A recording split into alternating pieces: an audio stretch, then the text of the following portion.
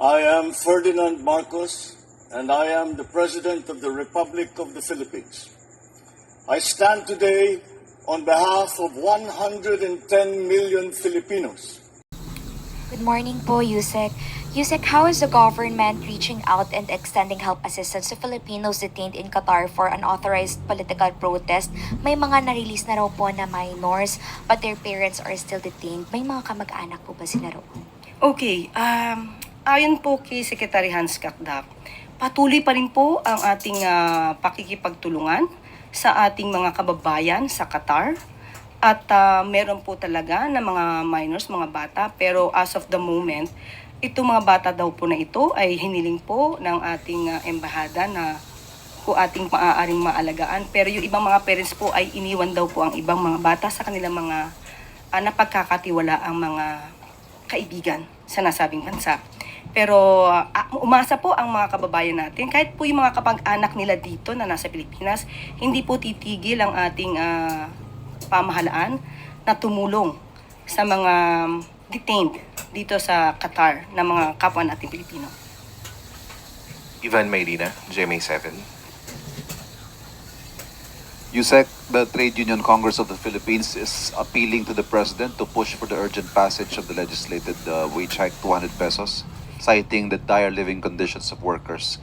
Is this something that the President has already considered and is discussing with his cabinet? Actually, ang direktiba lamang po ng ating Pangulo ay sundin po kung ano yung nasa Labor Code at nagbigay na rin po siya ng kautusan na i-review po ng Regional Tripartite Wages and Productivity Board ang mga salary or wages ng ating mga kababayan sa bawat rehiyon. At sa kasalukuyan po, nagkaroon na po ng pag-review sa 16 na rehiyon at may mga rehiyon na rin po na nagtaas na mga sweldo.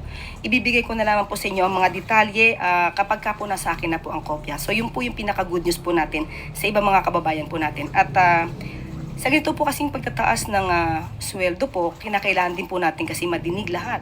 Ang employers, employees, para po mabigay po natin ang mga mas maganda at reasonabling sweldo po para sa kababayan natin. So wage boards pa rin po. As to the legislated hike, the President is not keen on pushing for that.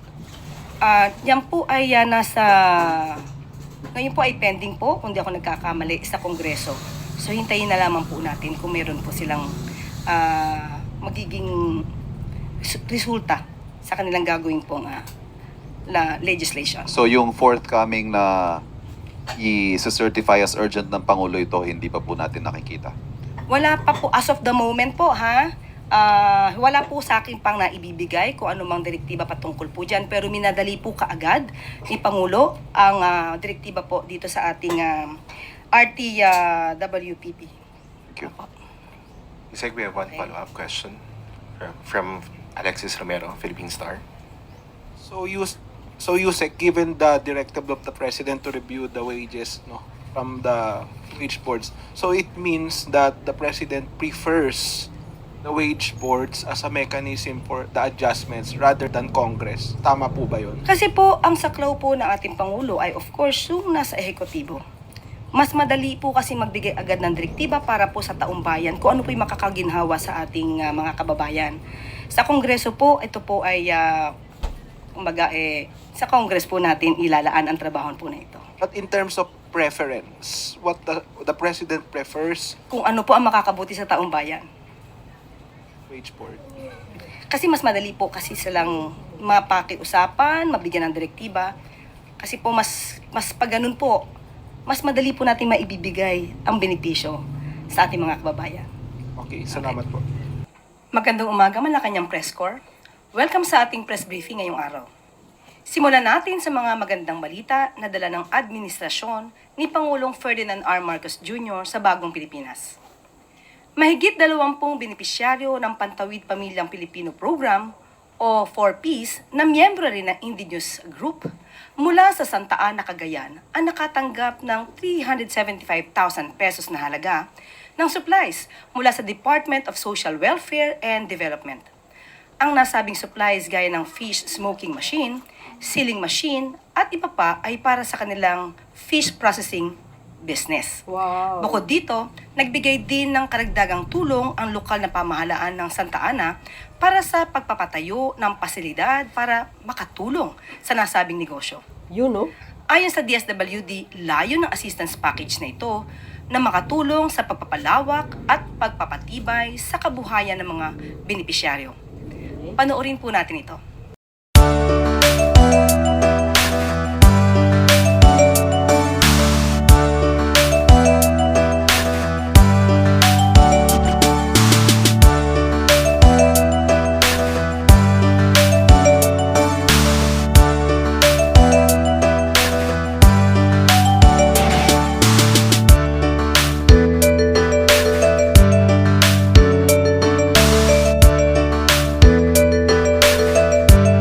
Isa pang good news, nasa 45 pesos kada kilo ang maximum suggested retail price or MSRP ng imported rice kasunod ng patuloy na pagbaba ng global rice prices. Ayon sa Department of Agriculture, simula nang ipatupad ang MSRP nitong Enero, 19 pesos na ang kabuuang ibinaba ng presyo ng bigas. Ayon naman sa Philippine Statistics Authority, malaking factor ang MSRP sa pagbaba ng presyo ng bigas. Nakatulong din ang mas mababang presyo ng bigas sa pagbaga ng inflation rate nitong Pebrero sa 2.1% mula 2.9% noong Enero. Naipatupad ang MSRP matapos aprubahan ni Pangulong Ferdinand R. Marcos Jr. ang pagbawas sa rice tariffs sa 15% mula 35% noong Hulyo 2024.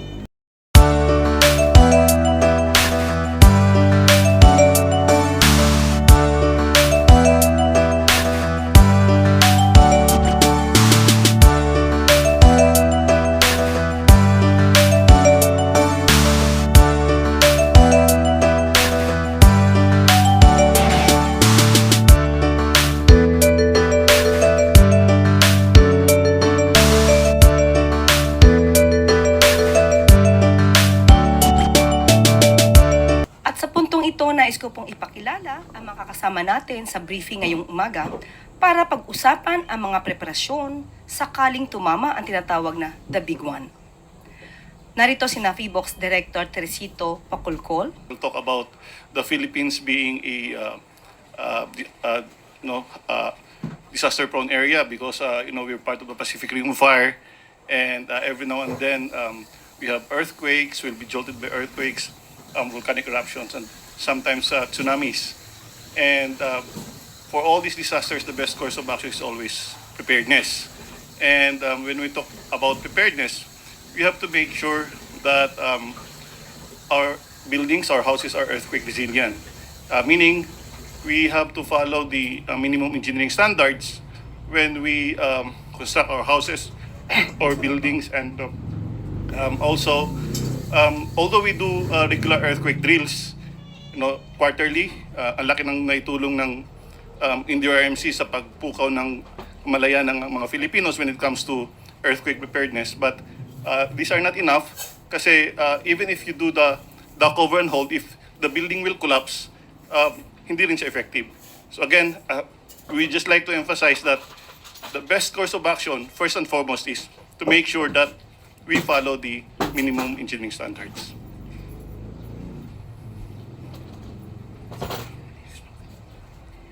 At narito rin po si DPWH Undersecretary Maria Catalina Cabral.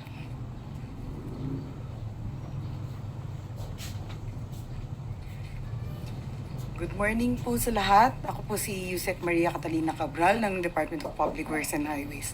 Kami naman po sa DPWH ay tuloy-tuloy ang paghahanda para sa ating earthquake preparedness.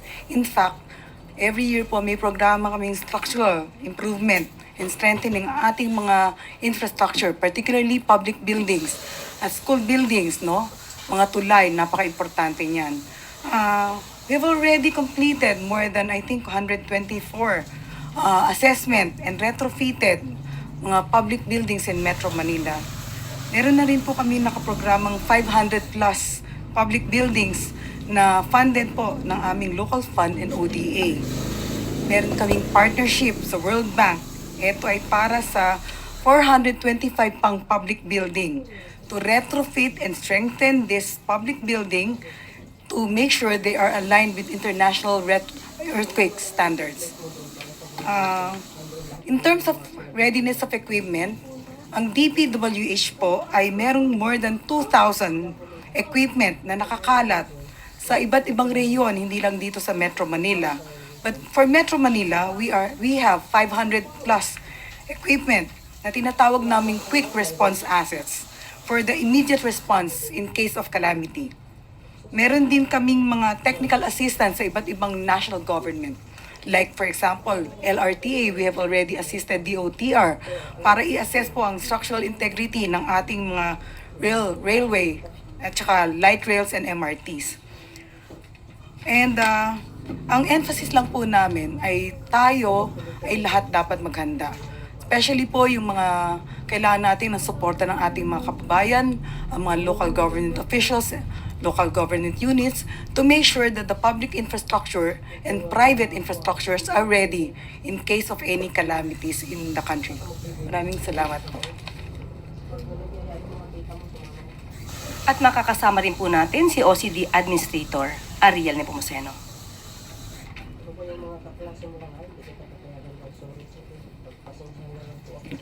Good morning to everyone.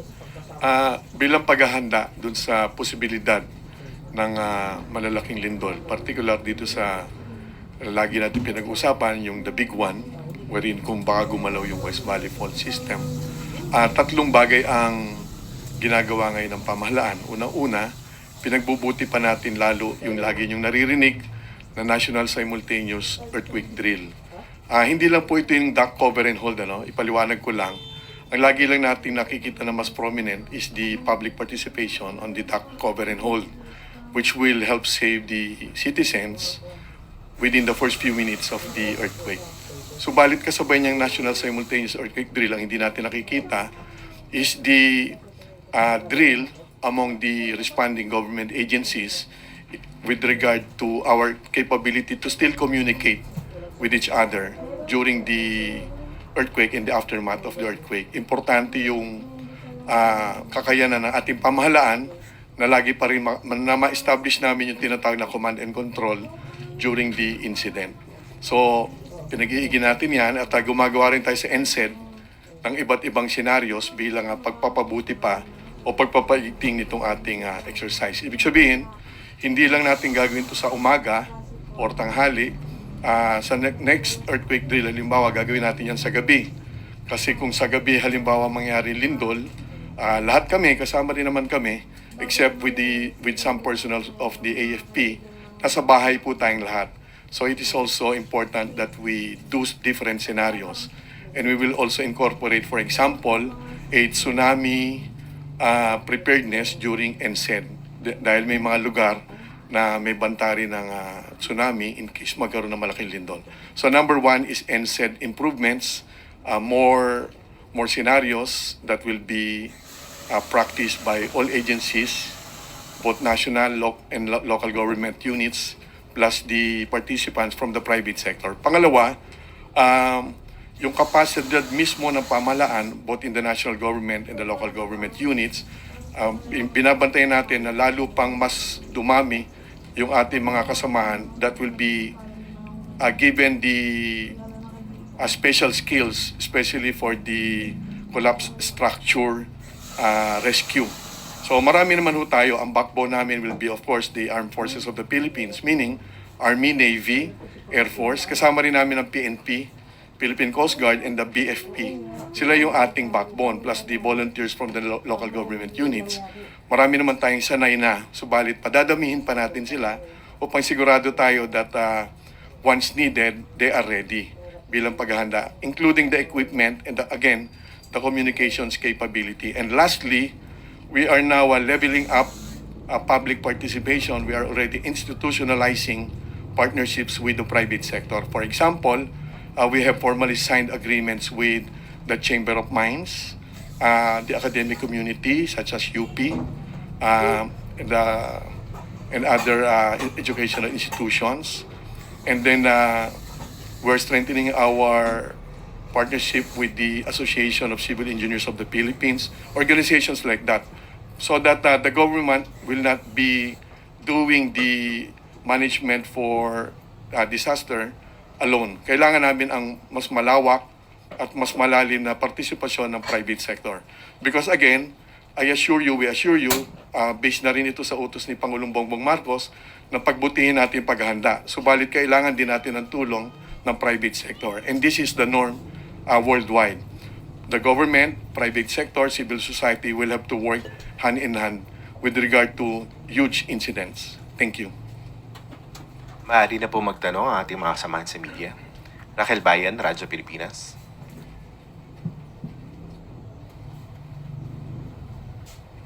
Good morning po to ma'am, to DPWH po. Kanina you mentioned ongoing na po yung retrofitting natin. Sa Metro Manila alone ma'am, meron po ba tayong data kung ilang percent na po ng mga public infrastructure yung na-retrofit at ilang percent pa po yung tututukan natin? Tuloy-tuloy naman po ang aming Tuloy-tuloy naman po ang aming pag-a-assess, no? Ang hindi lang po yung mga public infra, but po yung mga school buildings, mga public school buildings, including health facilities. So, as of to date po, nakapag-assess na kami ng more than 21,000 public buildings na ito ay marami dito i-recommend na namin for retrofitting. Pero meron na rin kaming natapos na retrofitting. Ang ibig lang sabihin ng retrofitting ay iakyat ang kanyang standards para sa international earthquake standards. Yun po. We can provide data the actual numbers. But ang sinasabi po namin sa DPWH, tuloy-tuloy pa yung programa at hindi lang po yung mga buildings, kundi pati mga tulay. Importante po yung mga tulay, especially in Metro Manila, kasi very important to ang National Capital Region to the economy. Sorry ma'am, how about sa national o nationwide level ma'am? Yes po. Lahat po may instruction na po ang aming regional directors.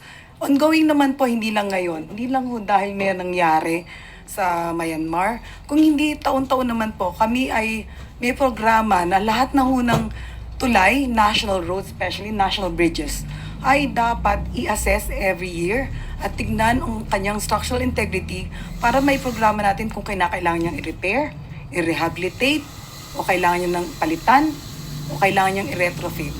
So, meron po kami sa budget po namin ng programa para sa mga tulay. May we know ma'am kung how much po yung budget? Hindi ko mabigay ang actual amount ngayon, but we can provide PCO with actual amount ng budget namin for this year, including those that were funded previously. Then ma'am, you mentioned din earlier nagsasagawa po kayo ng assessment sa mga LRT and MRT. Nasimulan na po ba or sisimulan pa lang po? Humingi po ng tulong ang LRTA sa DPWH kasi kami naman po ay nagbibigay ng technical assistance, hindi lang po sa local government unit, but sa ibang ahensya, kapag hinihingan po kami ng tulong para i-assess yung kanilang mga public building, kanilang mga buildings, kanilang mga assets. So, nakapag-provide na po kami ng report sa LRT. Alvin Baltazar, Radyo Pilipinas.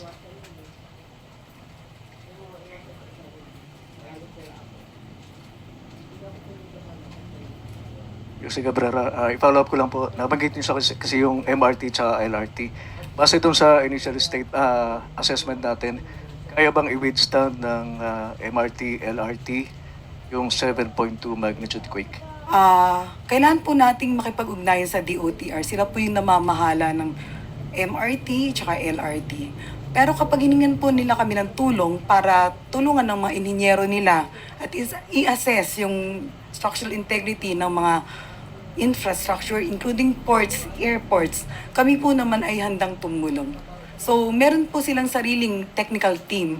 At minsan, humihingi po sila sa amin, especially in the review of the plans at assessment ng kanilang mga infrastructure. May timeline ba tayo, Yusek, kung kailan natin dapat na ilabas yung assessment na yun? Actually po, nakapagbigay na po kami sa kanila ng mga report sa LRT. Ay, OCD Director lang po, Nico Museno. Nabanggit nyo kanina, sir, na nakipagpulong na kayo kay Pangulong Marcos. Any specific orders coming from the President? Instructions niya po yan given to us especially. Pero kasi patuloy naman po ang pakikipag-ugnayan namin kay Pangulong Bongbong at sa Office of the President. Tuwing may mga kalamidad, kagaya ng bagyo, lagi may mga site instructions. At lagi-lagi yung binibilin that we have to prepare the country especially for the possibility of big calamities. Yun ang So ang Pangulo. specific instruction siya lagi, number one, kapag nagkaroon ng malaking insidente, dapat tuloy-tuloy yung pagtulong natin sa mga mamamayan bilang unang pagtugon kapag may mga kalamidad. Yan pinagbibili niyan. At pangalawa naman, lagi naming hanapan ng long-term solutions, yung mga hindi natin maiiwasan na kalamidad. But again, yung long-term solutions, hindi yan madaling gawin, subalit there's a roadmap dun sa iba't iba nating binabanda. Halimbawa, kasi that time, although hindi yung topic natin yung Kanloon, pinahanap niya kami dyan ng long-term solution. So, we are supposed to submit that, ang deadline namin this week. So, with regard to the preparations for earthquake, yun nga, nabanggit naman yan ng OP last week through Attorney Claire na yung pagpapatibay ng ating mga struktura, so tumutulong din ho kami dyan. So short-term solutions and long-term solutions po yung lagi binabanggit ni Pangulong Bongbong. Yan ang Pangulo. Laging Luisa nakamonitor. Cabato, inquire that. Yan ang gusto ko kay PBBM Good talaga. morning po for OCD. May direktiba po ba si President for the stricter approval ng mga building permits para masigurado na matibay yung mga itatayong structure? And may panawagan din po ba siya para masugpo yung mga under the table na approval nito kung meron man? Kailangan po talaga yung pagpapatibay ng mga struktura. Hindi lang ho yung mismong struktura yung dapat patibayan. No? Kasi pinapaliwanag ho namin, halimbawa lang, iba-ibang level po yan. No? Yung Dock Covenant Hall na pinaliwanag namin, kahit magawa po natin ang perfecto, kung yun ang mga struktura ay mahina, baka dun din kayo delikado sa struktura na yan dahil baka kayo ay maguhuan. Ano po. Pangalawa naman, kailangan matibay na struktura, dapat kaya niyan ang 8.5 magnitude earthquake. Subalit, ang pangatlo, kailangan yung struktura din naman ay nakatayo doon sa tamang lugar.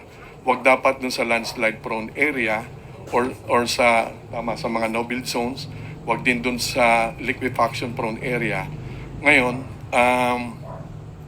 may mga datos naman na available na, yun ang magandang balita. Maganda naman yun puntahan lang natin yung sa MGB ng DENR. Meron tayo dyan hazardhunter.ph or .philippines. In fact, i-type nyo dyan yung address ninyo mismo, kayo mismo. Malalaman nyo kung gaano kayong kalayo, kalapit doon sa mga tinatawag na iba't ibang hazards or yung mga peligro. Hindi lang yung bahay nyo, halimbawa magbabakasyon kayo, pwede nyo rin tignanin yun upang makapagplano. So, yung tungkol naman sa pagpapatibay ng mga bahay, I think that was announced already by OP that the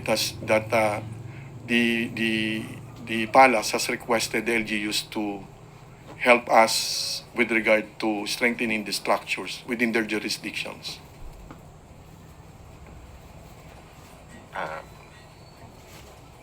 Pierre Pastor, Bilyonaryo. OCD pa din po. Hi, sir.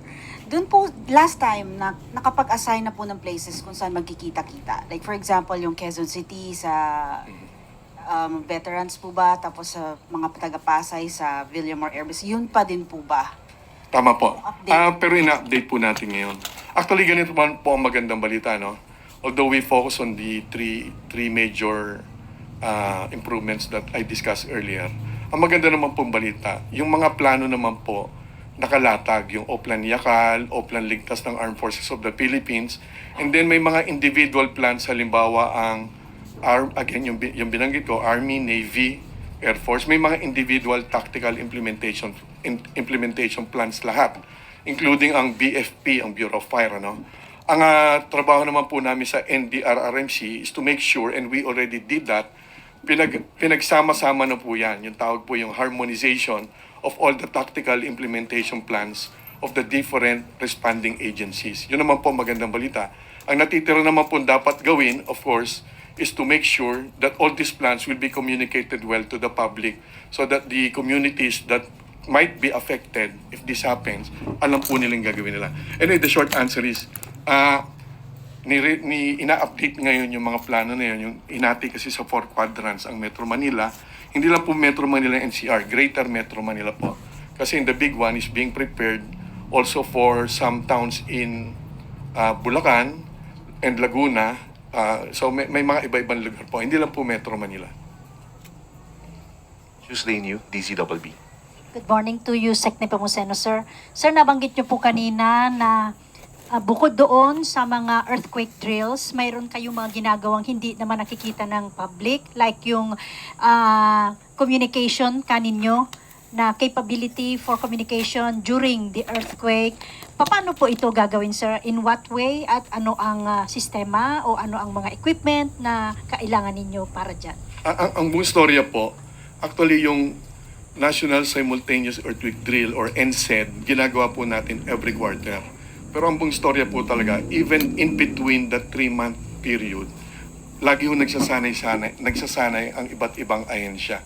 Especially again, the backbone of the response, ang AFP and other uniform services. So dun sa particular po na yung tanong, ma'am, pagdating sa communication equipments natin or capability, gumagamit kami ng redundancies. Ibig sabihin, ang una nating magagamit, yung of course, ating cellphone and the traditional landlines. Subalit kapag yan ay pumalya naman, ready naman tayo sa ating satellite capabilities. At kapag yun ay pumalya pa rin, ready naman po tayo dun sa ating usual, the most dependable and reliable UHF and VHF radio systems. So magde-deploy po tayo, may redundancies yan, quote-unquote, napapractice yan tuwing may mga iba tayong kalamidad kagaya ng bagyo. Pinapadala namin doon para napapractice na rin yung aming mga equipment. May mga mobile satellite equipment tayo na every now and then kapag may mga kalamidad, dinideploy ho natin yan.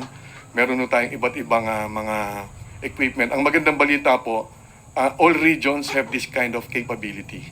So, ano yun? Pagdating sa communications, maganda po yung paghahanda natin dyan. Okay. Another follow-up, Yusek, ang sabi nyo kanina, yung ating mga paghahanda, mayroon tayong 4 quadrants sa Greater Metro Manila. Of course, ang Metro Manila, malaki ang damage na makikita natin. Wag naman sanang mangyari pa. Pero sabi nyo, may mga makikita sa hazard hunter, yung mga places na ligtas at hindi. Pero dahil congested na po ang Metro Manila, paano kung yung mga lugar na yan ay natayuan na ng building? Paano mayroon ba tayong mga measures para yung mga bahay dyan o building structures ay ngayon pa lang masabihan na kailangan nilang lumipat? So ano po yung mga plano para doon? Tama po, ma'am. Unahin ko po muna yung itatayo pa lang, para malinawan natin. Yung itatayo pa lang, ang dapat talaga, sundin na nito yung strict provisions of the building code, na kaya nitong matatag ito, sapat para kahit gano'ng kalakas ang lindol hanggang 8.5 magnitude, kayanin. So yung itatayo pa lang, yun yung hiningi ng tulong ng ating Office of the President, na yung mga LGUs natin ay nasa balikat po nila yan primarily, tulungan tayo masigurado na ibibigay nilang construction permits ay tama at yung occupancy permits ay dapat tama rin, meaning yung plano ay ginawa. Kasi iba po yung plano, iba sa implementation. So yung mga itatayo pa lang, dapat sigurado tayong tama po yun. Ngayon, yung mga nakatayo naman na po ngayon, may mga engineering solutions naman po. Of course, hindi lang ang national government ang gagawa niyan. Ang engineering solutions na number 1 na available to everyone, of course, hindi po yan libre. And this has to be done professionally, meaning by engineers, yung retrofitting po ng mga istruktura. Ang kayang gawin po ng national government and the LGUs, of course, yung sarili naming mga istruktura, halimbawa, ang mga ospital. Ang magandang balita naman po, kausap namin kahapon si Secretary Ted Herbosa ng Department of Health.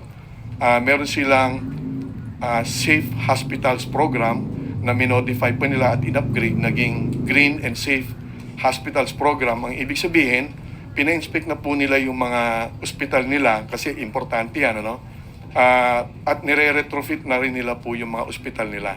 So sa parte po ng pamahalaan, yung mga structures na pagmamay-ari po ng pamahalaan, pwede naming unahin po yun.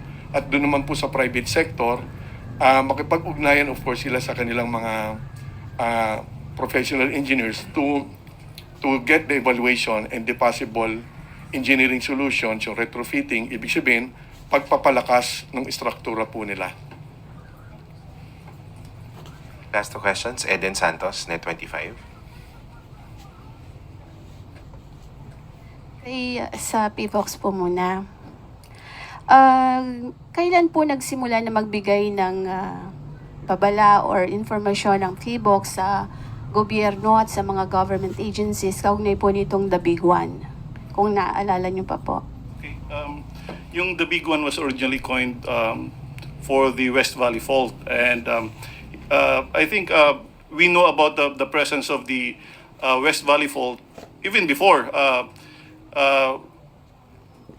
early 1990s. Nagiging nag-perk up yung interest ng mga tao about the West Valley Fault, and after that we've been telling the people that this is capable of generating this magnitude 7.2 earthquake because that's the length of the fault. And yun. If I answered your question. So, mga 7 point something po yung The Big One. That's right, magnitude 7.2. Nag-level up na po ba ito sa much higher na magnitude? No, because the magnitude is based on the length of the fault, and hindi naman nag-increase yung length ng fault. So that's the maximum magnitude earthquake that can be generated by the West Valley Fault. Okay. Sa OCD po kay Administrator Nepomuceno, baka po kasi kayo alam nyo kung magkano yung budget na kailangan para po sa pagsiguro na matugunan natin yung sakali, wag naman sana na magkaroon po ng The Big One. Magkano po yung kailangang budget para maging handa po ang bansa dito po sa The Big One na pinaghahandaan ng pamahalaan? So, sorry po, wala po akong ganung data. Basta ang pwede po nating i-assume, yung iba't ibang ahensya po na merong responsibilidad na tumugon kagad, kagaya po again ng Uniform Services, meaning AFP, PNP, Coast Guard, may kanya-kanya naman po kaming MOOE na kasama po sa aming annual budget yung pagresponde sa mga malalaking kalamidad. At meron din pong budget naman po ang NDRRMC. Meron tayong NDRIM Fund na more or less nasa 20 billion kasi may continuing budget din na natira from last year.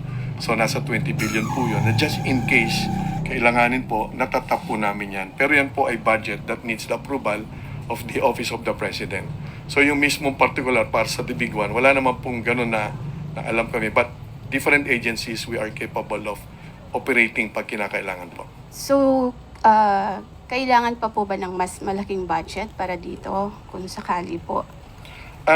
I-consider po natin aralin kung kailangan po ng particular for that. But again, going back with what we have sa GAA po natin, naka-integrate naman po yung pag-responde po talaga ng iba't ibang ahensya para sa malalaking kalamidad. Kasama po yan. Follow-up na lang po.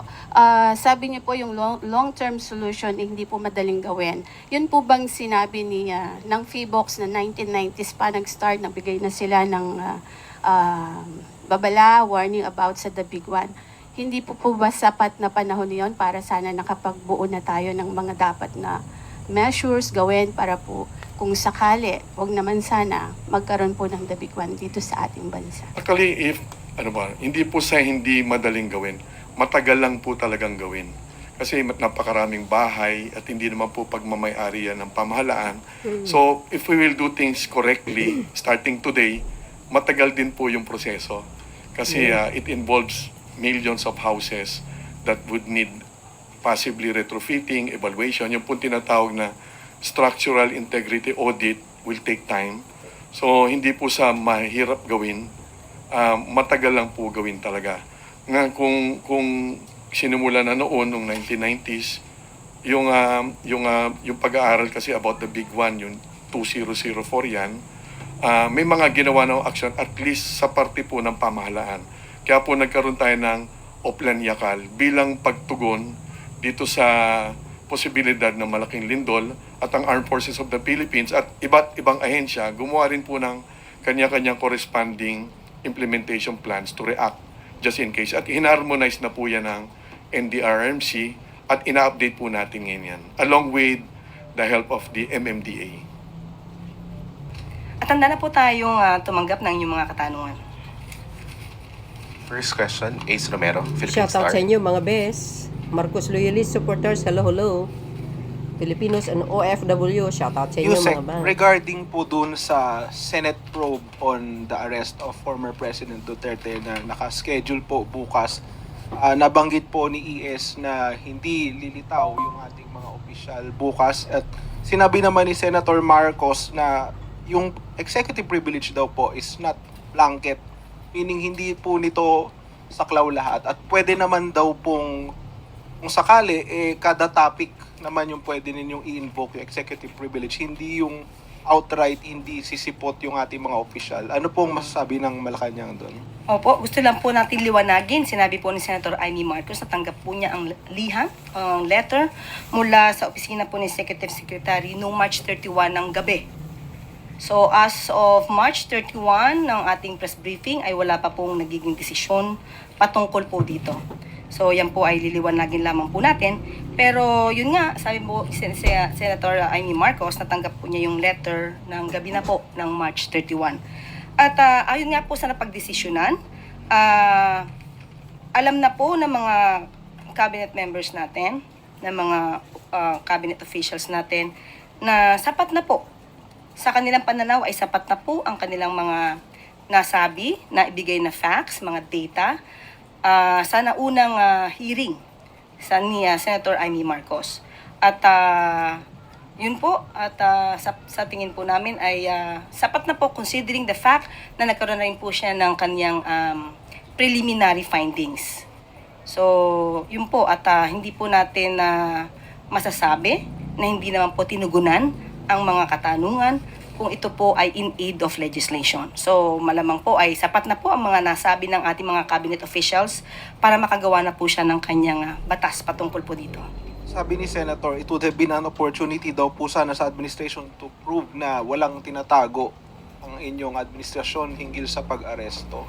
Wala naman pong tinago dahil sapat na po yung napakahabang oras nung unang hearing para po masabi ang dapat na masabi po ng ating mga cabinet officials patungkol po dun sa pag-surrender kay dating Pangulong Duterte sa ICC.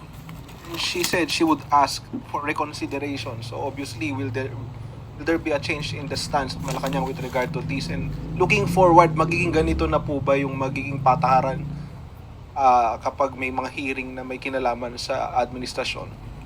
Tignan po natin kung ano po mangyayari kung siya po ay nag-a-ask ng reconsideration. Wala pa pong tugon dito si E.S. Bersamin. Next question, Ann Soberano, Bombo Radyo. Hindi naman tinatago ng admin. Bunyag na Yusek, bunyag good morning. Reaction lang po ng Malacanang sa naging pahayag po ni AFP Chief of Staff General Romeo Brawner na pinaghahanda po niya ang mga sundalo, especially po yung Northern Luzon Command, sakaling may sumako po sa Thailand dahil posibleng maapektuhan po ang Pilipinas. Ito ay kasunod po, Taiwan, sorry po, dahil po sa posibleng maapektuhan ang Pilipinas. Kasalukuyang nagsasagawa ng military exercise ang China sa may bahagi po ng Taipei. Opo, napakinggan po natin at nabasa rin po natin ang statements po ni AFP Chief Romeo Brawner. At sa aming pagtanto ay hindi naman po dapat mabahala ang taong bayan patungkol po dito. Tama lamang po na magkaroon po siya ng reminder sa buong troops, pati na din po sa taong bayan na we should always be prepared in all contingencies. Yun lamang po. At kung may mga detalye pa po patungkol dito ay hahayaan na lamang po natin si Secretary Teodoro at saka si AFP General AFP Chief Romeo Brawner sumagot po dyan. Sa panig po ng Palasyo ay Yusek, may pinag-uusapan na po ba ang mga posibleng senaryo, lalo na po't may mga Filipino din sa Taiwan? Opo, muli po, ang anumang pong detalye patungkol po dito ay manggagaling po sa ating Defense Secretary at saka po kay AFP Chief Brawner. Also, Yusek, ano po ang plano ng ating pamahalaan para sa 250,000 na makababayan natin na nasa Taiwan, lalo na sa usaping posibleng repatriation? Opo, sa mga ganyang contingencies, kung magaganap, lagi po tayong handa. Katulad po ng sinabi ni AFP Romeo Brawner, lagi tayo dapat handa sa anumang contingency. Kung mangyayari pan po yan, hindi po tayo dapat magtulog-tulog sa ating posisyon at sa trabaho, lagi po tayong handa. Pero again, ang detalye pong iyan ay ibibigay po natin sa ating Defense Secretary at kay AFP Chief Brawner. Lastly na po, Yusek, amid this development, anong mensahe ng pamahalaan sa ating mga kababayan sa Taiwan sa taong bayan? Thank you. Stay put. Basta po, tandaan po nila, ang gobyerno po ay handang tumulong sa anumang oras para sa kanila. Next question, Maricar Sargan, Brigada FM. Good morning po, Yusek. Naglabas po ng travel advisory kahapon ang Chinese Embassy sa mga citizens po nila dito sa Pilipinas o yung mga nagbabalak pong pumunta dito sa bansa to conduct po a thorough risk assessment because aside sa binanggit nila na nagkakaroon ng increased political gatherings, they also cite na yung frequent incidents of harassment and inspection daw po sa mga Chinese citizens and businesses by our law enforcement agencies. Nakikita po ba ng palasyo na magkakaroon po ito ng blow sa ating tourism? And nakikita rin po ba ng palasyo na may kaugnayan po ito sa recently na pagbisita ko ni US Defense Secretary Hegseth? Ang kanilang travel advisory ay it's just a normal consular function of China. At we can assure China na hindi po tayo nagta-target ng particular nationality or particular national na para iharas. Tandaan po natin, lahat po dito ay welcome, except po, of course, kapag gumagawa po ng krimen, i-implement po natin kung ano po ang batas. Malamang po nasasabi po nila ito dahil sa ating pagpapatupad dito sa Pogo na dapat ay mawala na sa atin at karamihan po dito ay mga Chinese nationals. So malamang po ay isa ito sa nagiging issue po. Pero muli, ang DFA po ay open po for discussion regarding this at i-assure natin muli ang China na wala po tayong tinatarget na particular national. Is it clear? At dito po nagtatapos ang ating briefing. Maraming salamat Malacanang Press Corps at magandang tanghali para sa Bagong Pilipinas.